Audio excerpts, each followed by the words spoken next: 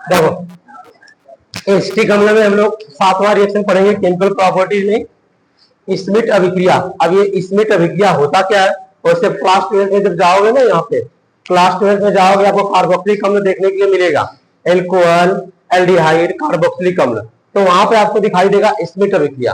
पर अभी आपके भी सिलेबस में दे दिया है, देखो क्या करना है स्मिट अभिक्रिया में। देखो जब कार्बोक्सिलिक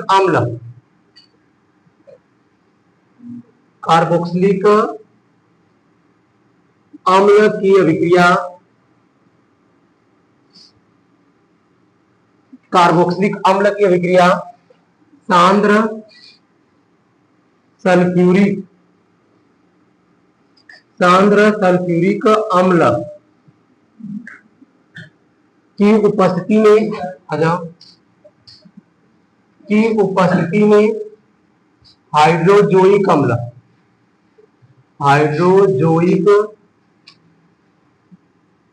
अम्ल से कराने पर प्राथमिक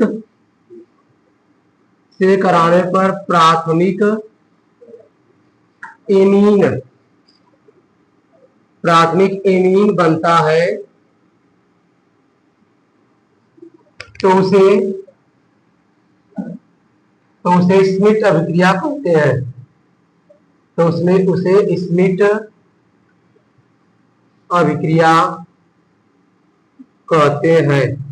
देखो अब कार्बोक्सिलिक अम्ल यहाँ पर दिया है ना, जब कार्बोक्सिलिक अम्ल की अभिक्रिया, अब कार्बोक्सिलिक अम्ल जिसमें COOH ग्रुप लगा होगा, तो हम लोग क्या पढ़े CH3COOH, ये हो गया हमारा एसिटिक एसिड, जिसको एथेनोइक एसिड बोलते हैं हम लोग। ये देखो एसिटिक एसिड आ गया, इसी को हम लोग कार्बोक्सिलिक अम्ल भी बोलते हैं, कार्बोक्सिलिक एसिड। यही हो गया हमारा कार्बोक्सिलिक अम्ल। ठीक है, जिस भी कार्बन और हाइड्रोजन की श्रृंखला में COOH ग्रुप दिखाई देगा उसको कार्बोक्सिलिक अम्ल बोलेंगे। किसके साथ अभिक्रिया कर रहा है, हाइड्रोजोइक अम्ल। आप देखो हाइड्रोजोइक अम्ल का फार्मूला क्या होता है, NH3। आप इसका नाम सुने होंगे, ये होता है NH3, मतलब एक नाइट्रोजन तो 3 हाइड्रोजन परमाणु हो गए। एक नाइट्रोजन 3 हाइड्रोजन परमाणु, इसको बोलते हैं हम लोग अमोनिया, और इसको हम लोग टीयरिंग गैस भी बोलते हैं। जो पुलिस वाले अगर भीड़ को रोकने के लिए, जहां पे ज्यादा लोग हैं, भीड़ इकट्ठा हो गई, उसको कंट्रोल करने के लिए कौन सी गैस छोड़ते हैं, टीयरिंग गैस, यानी इसको बोलते हैं अमोनिया गैस। अगर यही पर छोड़ दे तो सब लोग रोने लगोगे, आंख से आंसू निकलने लगेगा। और ये होता है लाफिंग गैस, ये होता है लाफिंग गैस, याद रखना। N2O को हम लोग क्या बोलेंगे, लाफिंग गैस, हंसाने वाली गैस को बोलते हैं, N2O को बोलेंगे। तो देखो यहाँ पे आपको नाइट्रोजन एक था, हाइड्रोजन 3 था। अब समझो कैसे बना होगा, तो नाइट्रोजन जो हो गया, नाइट्रोजन का इलेक्ट्रॉनिक विन्यास होता है, एटॉमिक नंबर होता है 7, इलेक्ट्रॉनिक विन्यास 2 5, तो लास्ट में 5 है, इसको कितने इलेक्ट्रॉन की जरूरत है, 3। तो देखो यहाँ पे 1 3 और 5 5 हो गया। अब 3 हाइड्रोजन से साझा कर लेगा, तो देखो एक हाइड्रोजन अपना लेके यहाँ पे साझा कर लिया, एक हाइड्रोजन लेके अपना साझा कर लिया। हाइड्रोजन को चाहिए एक, क्योंकि एक है तो एक और लेगा, 2 हो जाएगा, हीलियम दिशा बन जाएगा। और नाइट्रोजन को 2 2 4 2 6 और 2 यहाँ पे इसका 8, तो इसका ऑक्टेट कंप्लीट हो गया। अब यहाँ देखो N3 होगा, इसको बोलते हैं हाइड्रोजोइक अम्ल। समझ में आई बात मेरी? तो देखो ये किसी साथ रिएक्ट करेगा तो क्या बनाएगा हमारा, ये तो अमोनिया का था। अगर हम हाइड्रोजोइक अम्ल की बात करेंगे, यहाँ पे देखो नाइट्रोजन है, अब इसका अगर हमें बनाना रहेगा, कैसे बनेगा, एक नाइट्रोजन के पास कितना होता है, 5 होते हैं ना, 7 से 8 उसको चाहिए, मतलब 3 और इलेक्ट्रॉन। तो यहाँ पे देखो आप 2 के साथ यहाँ पे एक साझा कर लिया, ठीक है, और एक यहाँ पे 2 हो गया, और फिर इसके बाद यहाँ पे देखो एक यहाँ पे एक ऐसे बनेगा, एक हाइड्रोजन यहाँ पे हो गया आपका, इस नाइट्रोजन में तो कंप्लीट हो गया। अभी देखो कितना नाइट्रोजन है यहाँ पे, अभी यहाँ पे नाइट्रोजन 3 है, देखो 2 और 1 3, एक नाइट्रोजन यहाँ पे कंप्लीट हो गया, और यहाँ पे ये इसके साथ ऐसे 2 इलेक्ट्रॉन पेयर में ले लेता है। ये आपको नहीं समझ में आया ना स्ट्रक्चर, ये लेने पड़े। इसका रीजन है कि नाइट्रोजन के पास, ये हमें समझना भी है, समझ लो आप, कि नाइट्रोजन के पास 5 होते हैं, तो 2 के साथ यहाँ पे शेयरिंग कर लिया, तो इसका कंप्लीट हो गया 2 और एक यहाँ पे शेयरिंग हुआ 3, इसको चाहिए 3, तो ये कोऑर्डिनेट बाउंड से 2 लग रहा है, ले लेगा। तो ये जब ऐसे अगर हमें इसका स्ट्रक्चर नहीं समझ में आ रहा तो हम 12th में पढ़ेंगे ना स्ट्रक्चर के बारे में, तो बताएंगे आपको। अभी देखो हमें रिएक्शन क्या करना है, बस हमें यही याद रखना है इसमें कि हाइड्रोजोइक अम्ल, इसी को बोलेंगे हम लोग हाइड्रोजोइक एसिड, किसकी उपस्थिति में रिएक्शन करेगा, सांद्र, और यहां पे लिख देंगे H2SO4, सांद्र H2SO4 की उपस्थिति में विक्रिया करेगा तो प्राथमिक एमीन बनेगा हमारा। तो प्राथमिक एमीन बनेगा तो क्या हो जाएगा हमारा C2H5NH2 बन जाएगा, और प्लस यहाँ पे नाइट्रोजन गैस निकल जाएगा, प्लस यही पे वाटर हो जाएगा बाहर।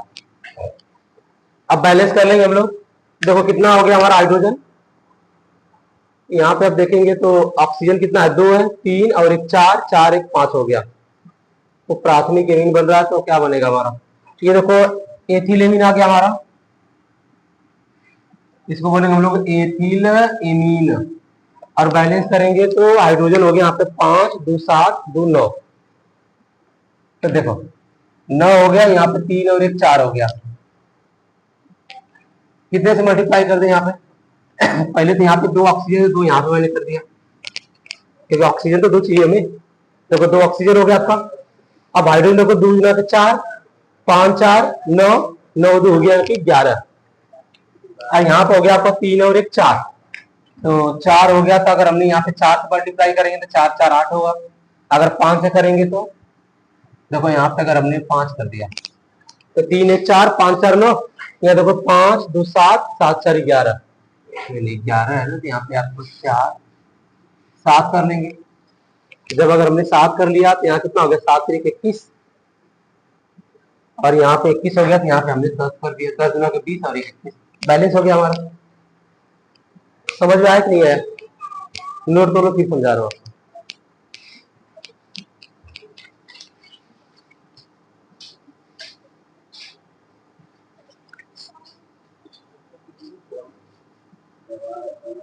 अच्छा ये तो रिएक्शन ही गलत बना है ना,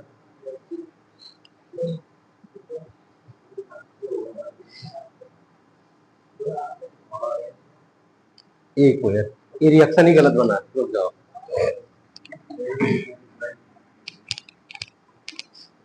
यहाँ पे एथिल इसे रिएक्ट करेगा तो ये बनाएगा CH3NH2 बनेगा, और प्लस यहाँ पे कार्बन मोनोऑक्साइड गैस बन जाएगा, और प्लस यहीं पे हो जाएगा हमारा N2 बन जाएगा। आप देखो सही है, 3 1 4 1 5 हो गया, और नाइट्रोजन देखो 3 है तो 2 और एक 3 हो गया, और यहाँ पे हो गया आपका CO2। ये रिएक्शन गलत नहीं दिख रहा,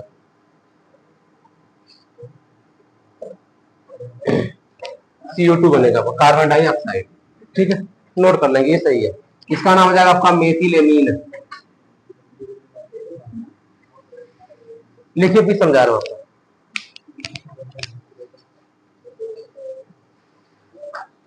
देखो ध्यान से,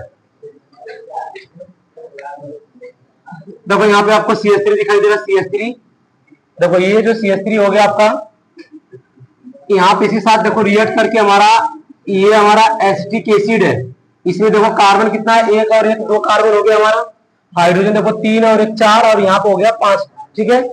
तो ये इसके साथ जब रिएक्ट करेगा हाइड्रोजोइक अम्ल के साथ, तो यहाँ पे देखो ये यहाँ पे मेथिल है, तो मेथिल के साथ रिएक्ट करेगा, और प्लस ये जो नाइट्रोजन है ना, हाइड्रोजन के साथ रिएक्ट करके प्राथमिक एमीन बनाएगा।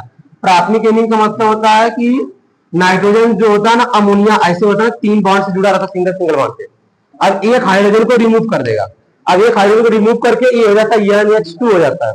फिर ये क्या हुआ, ये हमारा क्या था, CH3 था, यहाँ पे ये इसके साथ जुड़ जाएगा यहाँ पे, तो बन जाएगा हमारा CH3NH2, और बचा क्या यहाँ पे, ये बच गया हमारा कार्बन, मतलब कार्बन और डबल ऑक्सीजन, ये दोनों यहाँ से निकल जाएंगे तो बन जाएगा कार्बन डाइऑक्साइड। और इसके बाद देखो यहाँ पे नाइट्रोजन हाइड्रोजोइक अम्ल में 3 नाइट्रोजन परमाणु थे, तो एक तो अमोनिया एमीन बना लिया, और 2 इसका जो बचा ना खुद ही नाइट्रोजन गैस देखिए बाहर निकल गया। समझ में आई बात मुझे, तो ये याद रखना, क्या इसमें का विक्रिया अगर पूछेगा, ये ऐसे भी पूछ सकता है एसिटिक एसिड की विक्रिया हाइड्रोजोइक अम्ल से कराने पर क्या होगा। समझ में आई बात मुझे, ये हो गया इसका रासायनिक गुण। अब इसके बाद हो पड़ेगा उपयोग, चलो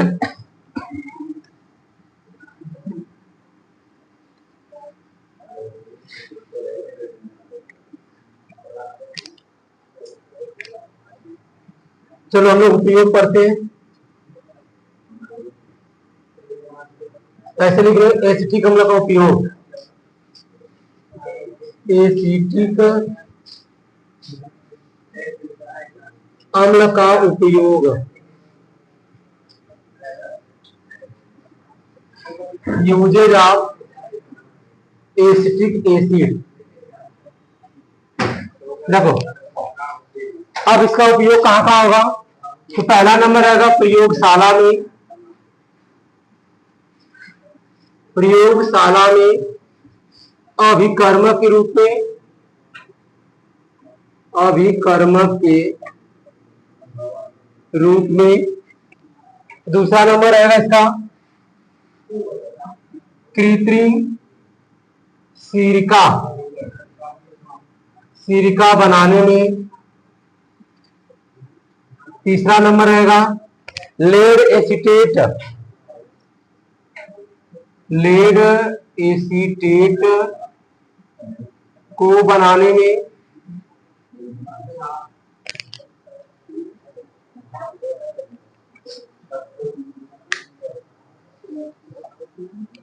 और चौथा नंबर है यहाँ पे रबर के स्पंदन में, रबर के स्पंदन में। और पांचवा नंबर देखिए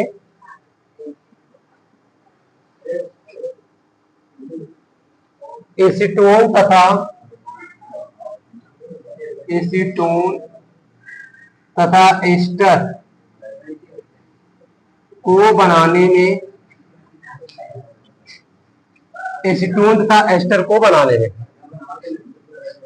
तो नोट कर लो इसका यूजेज, उपयोग क्या क्या होता है। अगर आपसे पूछा जाएगा कम से कम 3 या 4 पॉइंट लिखना रहता है। देखो मैंने आपको 5 पॉइंट इसके बारे में बताया, एसिटिक अम्ल का उपयोग कहां कहां होता है।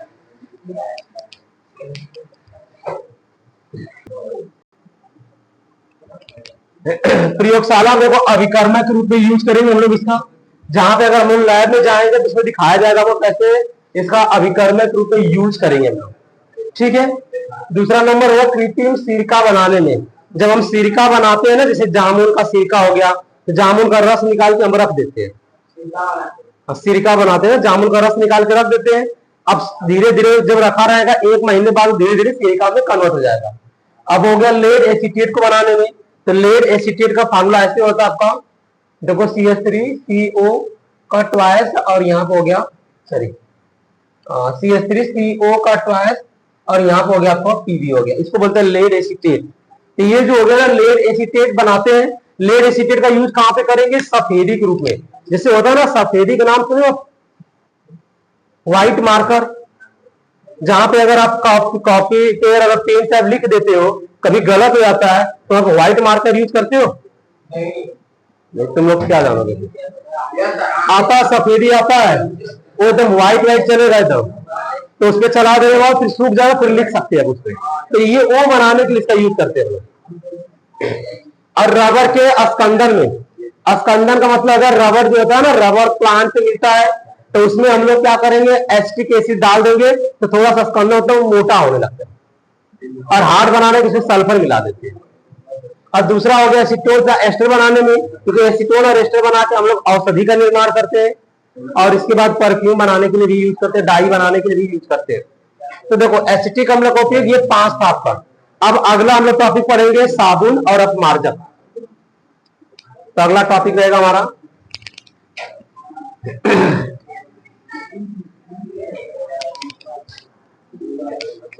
चलो अगला टॉपिक पढ़ेंगे हम लोग साबुन तथा अपमार्जक। अपमार्जक, साबुन तथा अपमार्जक, यहां पर रहेगा हमारा सोप एंड डिटर्जेंट्स। अब पहला इसमें नहीं डालेंगे, अब साबुन नहीं डालेंगे।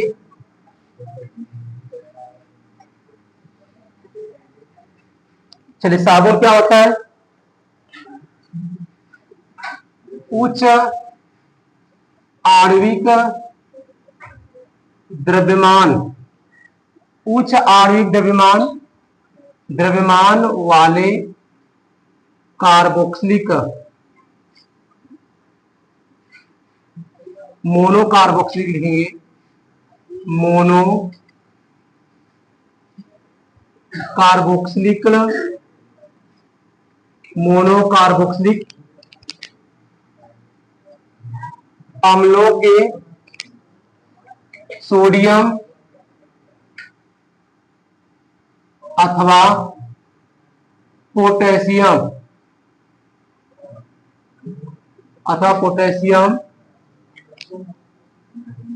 लवण को साबुन कहते हैं, साबुन कहते हैं। तो देखो अब एग्जांपल में कौन कौन साबुन हो गया हमारा,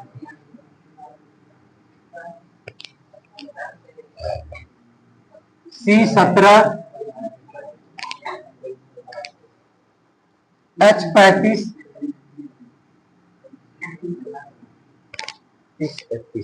C17, H35, COO, इसका नाम हो गया सोडियम स्टीयरेट।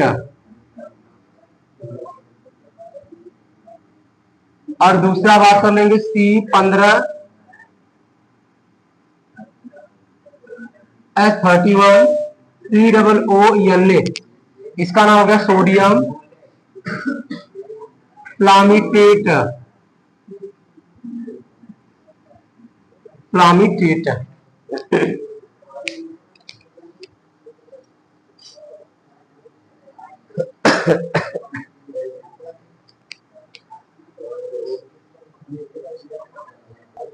देखो ध्यान से, अब इसमें आपको साबुन किसको बोलेंगे, तो देखो उच्च आणविक द्रव्यमान वाले, आई देखो C17 है ना, C17, H35, इसलिए यहाँ पे उच्च आणविक द्रव्यमान बोला गया है। मोनो कार्बोक्सिलिक अम्ल का मतलब मोनो मतलब होता है एक, होता है एक। देखो COOH, यहाँ पे COO, बस एक ही ग्रुप है ना, इसलिए मोनो कार्बोक्सिलिक अम्ल के सोडियम अथवा पोटेशियम लवण को साबुन बोलेंगे। यहाँ पे सोडियम रखो या पोटेशियम रखो तो भी हम लोग साबुन बोलेंगे। अब सुन लो ध्यान से, साबुन को जब बनाने की जो प्रक्रिया होती है उसको साबुनीकरण कहते हैं। तो तेल और वसा के क्षारीय जल अपघटन से प्राप्त साबुन की क्रिया को साबुनीकरण कहते हैं। कभी मैं ये डिफिनेशन लिखवा देता हूं, साबुनीकरण किसे बोलेंगे और रिएक्शन क्या होता है, फिर साबुन कैसे बनेंगे कल हम लोग डिस्कस करेंगे, ठीक है। अभी संडे आपको टेस्ट है ना, देखो साबुनीकरण, हेडिंग है साबुनीकरण, सैफोनिफिकेशन,